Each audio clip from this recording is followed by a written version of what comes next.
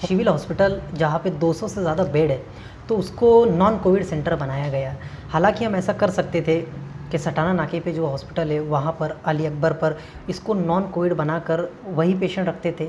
Civil hospital में 200 से ज़्यादा बेड रहते थे, तो इसको लेकर थोड़ा सा सोचे थे। नहीं, बात ये है कि मिसमैनेजमेंट चल रहा है। आप जो बात बोल रहे हो ये मैनेजमेंट की बात है, लेकिन यहाँ मालेगांव में मिसमैनेजमेंट चल रहा है और उसकी वजह से हालात ऐसे हैं कि आज भी मालेगांव के लोग कॉरपोरेशन के कामकाज से मुतमईन नहीं है। भ्रष्टाचारी बदउनवानी का कोई मौका अफसरान छोड़ नहीं रहे। मेरी ये बात लोगों को बहुत बुरी लगेगी, लेकिन ये बात पूरा शहर महसूस कर रहा है कि ये मैनेजमेंट इनका सही नहीं है और मिसमैनेजमेंट होने की वजह से इस तरह के हालात से मालेगांव जूझ रहा है। और जो लोग क्वारंटाइन में रखे हैं, कुछ वीडियोस भेज रहे हैं या कुछ ऐसी शिकायतें आ रही है, तो मुफ्ती साहब ये सब कुछ चीज़ों को हमने इग्नोर करना चाहिए। वजह ऐसी रहती है कि 14 दिन का विंडो पीरियड टाइम है, उसमें उनके सैंपल भेजे जाते हैं और फिर निगेटिव आना, फिर और 24 आवर्स के बाद एक सैंपल और भेजा जाता है, निगेटिव आना। तो ये सब चीज़ों को थोड़ा सा नज़रअंदाज करना चाहिए, इतना उठाना नहीं चाहिए। वजह ऐसी है कि ये सिम्टम्स 24 डेज़ के बाद भी आ सकता है, तो उनके भलाई के लिए वहाँ पर रखा जा रहा है, तो इसको भी बहुत ज़्यादा उठाया जा रहा है। बात ये है कि मिसमैनेजमेंट की वजह से ये हालात बने। एक आदमी अगर क्वारंटाइन है, एक आदमी अगर हॉस्पिटल में है, आपने उसे बताया कि भाई 14 दिन आपको क्वारंटाइन रहना है, ये टाइम पीरियड किसने दिया? प्रशासन ने टाइम दिया है। अगर प्रशासन उनको पहले दिन से ये बात बताती कि आपको क्वारंटाइन किया जा रहा है, आपकी 3 रिपोर्ट मंगवाई जाएगी, आपकी 3 रिपोर्ट आने के बाद आपको छुट्टी दी जाएगी, तो जाहिर बात है ये 14 दिन और 15 दिन की बात ही नहीं रहती। कैसा है कि मुल्क को कहो, स्टेट कहो, डिस्ट्रिक्ट कहो, यहाँ पर कोरोना वायरस से लड़ने का कोई माकूल इंतज़ाम नहीं था। 2 महीने पहले यहाँ के पुलिस प्रशासन ने बहुत अच्छी से गांव को मैनेज किया। लोग बाहर निकलने डर रहे थे, लेकिन बहुत सी बातें अब सामने आ रही है। आप खुद देख रहे होंगे कि जब से रमज़ान का पहला दिन लगा है, उस दिन से मालेगांव शहर में लॉकडाउन की धज्जियाँ उड़ रही है। लोगों को कुछ फ़र्क नहीं पड़ रहा है। 500 के करीब पेशेंट इतने बढ़ रहे हैं। आज हमारे पास इतनी सहूलियात नहीं है कि हम उनको, जो नए पेशेंट आएंगे उनको ट्रीटमेंट दें या फिर जो पहले एडमिट है उनको ट्रीटमेंट दें। तो इसको लेकर थोड़ा सा सख्तियाँ करनी चाहिए। पुलिस डिपार्टमेंट की तरफ से शुरू में सख्ती थी। कैसा है कि डिपार्टमेंट के अंदर SRP को लगाने के बाद कुछ पुलिस डिपार्टमेंट के लोग, कुछ SRP के लोग, उन्होंने इतना ज़्यादा लोगों को मारा कि हाथ पैर टूट गए। ये चीज़ भी गलत है। आप सख्ती करो, डिपार्टमेंट का खौफ लोगों के दिल में रहना चाहिए। लॉकडाउन को जो है मुकम्मल तरीके से नाफिज करने के लिए प्रशासन की, डिपार्टमेंट की ज़िम्मेदारी है। और पुलिस डिपार्टमेंट जिस तरह सख्ती कर रहा था, अगर वो हद से तजावुज़ नहीं करता तो इस तरह के हालात नहीं होते। पुलिस डिपार्टमेंट के लोगों ने सख्ती की तो हद से ज़्यादा सख्ती की। और अभी आपने ये बात कही कि रमज़ानुल मुबारक के आते ही पुलिस डिपार्टमेंट ने जैसे लॉकडाउन की जो उनकी ज़िम्मेदारी थी वो उन्होंने ख़त्म कर दी। आज हालात ऐसे हैं कि जब बिल्कुल रोक टोक नहीं है तो लोग आम दिनों की तरह जो है आ रहे हैं, जा रहे हैं। जाहिर बात है इसका नुकसान समाज को होगा।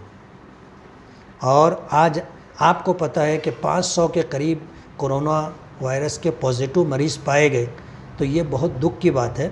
अभी तो धूप का टाइम है, गर्मी का मौसम है, लेकिन जब बारिश शुरू होगी तो मेडिकल लाइन के ज़िम्मेदारान का ऐसा मानना है कि कोरोना बहुत तेज़ी के साथ फैलेगा।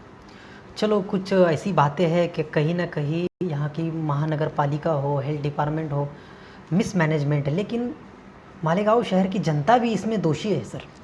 नहीं, मानने है ये बात मानने है कि मालेगांव के लोगों ने इस मामले को संजीदगी से नहीं लिया और लॉकडाउन जिस तरह होना चाहिए था, मालेगांव में उस तरीके से लॉकडाउन नहीं किया जा रहा है। यही वजह है कि बहुत तेज़ी के साथ आज 500 के करीब लोग मुतासिर हो चुके हैं।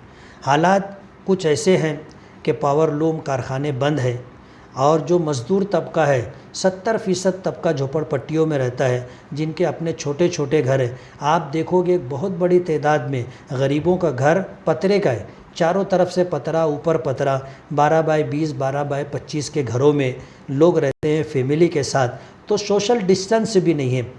और उसी के साथ घर में रहे आदमी तो कब तक रहें, लोग घर में रहें तो मुश्किल है, घर के बाहर निकलें तो मुश्किल है। लॉकडाउन की जो खिलाफ वर्जी हो रही है और गैर संजीदगी का जो मुजाहरा हो रहा है, उसमें मेरा ऐसा मानना है कि गुर्बत और छोटे छोटे मकानात और कारोबार का बिल्कुल बंद हो जाना, ये 3 असबाब ऐसे हैं जो लॉकडाउन को कामयाब नहीं होने दे रही। मुफ्ती साहब, अगर हमारी शहर की जनता अपने घरों में रहे, एहतियात करे कुछ दिनों के लिए, तो हम जल्द से जल्द अगर ये बीमारी से बाहर निकलते हैं तो हम हमारा कारोबार भी चला सकते हैं, जो रोज़मर्रा की ज़िंदगी हम गुजार सकते हैं। तो कहीं ना कहीं मालेगांव की जनता ने ये तो सोचना चाहिए कि हम अगर प्रशासन का सपोर्ट करेंगे तो जल्द से जल्द इससे बाहर निकल सकते हैं। समाज के अंदर एक तबका ऐसा है जिनको आज भी कोरोना वायरस के ऊपर भरोसा नहीं।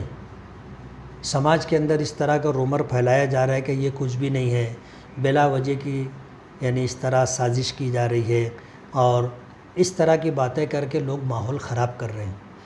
ये हालात कुछ इस तरह के हैं कि मैं आपकी बात से मुत्तफ़िक हूँ कि अगर मालेगांव के लोग चाहते हैं कि इस मुसीबत से जल्दी नजात मिल जाए और ईद का मौका हम लोग ईद की नमाज़ एक साथ माजी की तरह अदा करें, तो उसके लिए हम लोगों को लॉकडाउन की पासदारी करनी पड़ेगी। जितना ज़्यादा हम लोग लॉकडाउन की पासदारी करेंगे उतनी जल्दी इस मुसीबत से हम नजात पाएंगे। और अगर हम लोगों की तरफ से गैर संजीदगी का मुजाहरा होता रहा, लॉकडाउन की खिलाफ वर्जी होती रही, तो ये सिलसिला महीनों तो क्या सालों तक चलता रहेगा। मुफ्ती साहब देखो, ये 4-6 घंटे की पत्रकारिता के बाद भी मैं उस फील्ड का हिस्सा हूँ, मेडिकल फील्ड का हिस्सा हूँ। मैं पैथोलॉजी डिपार्टमेंट संभालता हूँ। जब मैं शाम में जाता हूँ तो हाथ में ग्लोव्स रहते हैं, कैप रहती है, N95 मास्क लगाया रहता है। तो चौराहे पे लोग हमारी मज़ा लेते हैं, कमेंट पास करते हैं, कुछ भी बोलते हैं। हम अगर उनको बोलो मास्क लगाओ भाई, बहुत मामला ख़राब है, तो मज़ा लेने लग जाते, भैया तू मास्क ला के दे, ऐसे ऐसे आड़ी टेढ़ी बात करते। तो फिर ऐसे लोग अगर इस समाज में हैं तो कहाँ से तब्दीली आएगी? कुछ लोग तो रहेंगे। अगर आप ऐसा समझें या मैं ऐसा मानूं कि 100% लोग जो है किसी की बात से इत्तेफाक कर लें, तो ऐसा कभी भी नहीं होगा। इख्तिलाफ रहता है, नासमझ लोग हर समाज में हर तबके में रहते हैं, कुछ ना कुछ हम लोगों को भी नज़रअंदाज करके जीना पड़ेगा। चलो, बहुत बहुत शुक्रिया।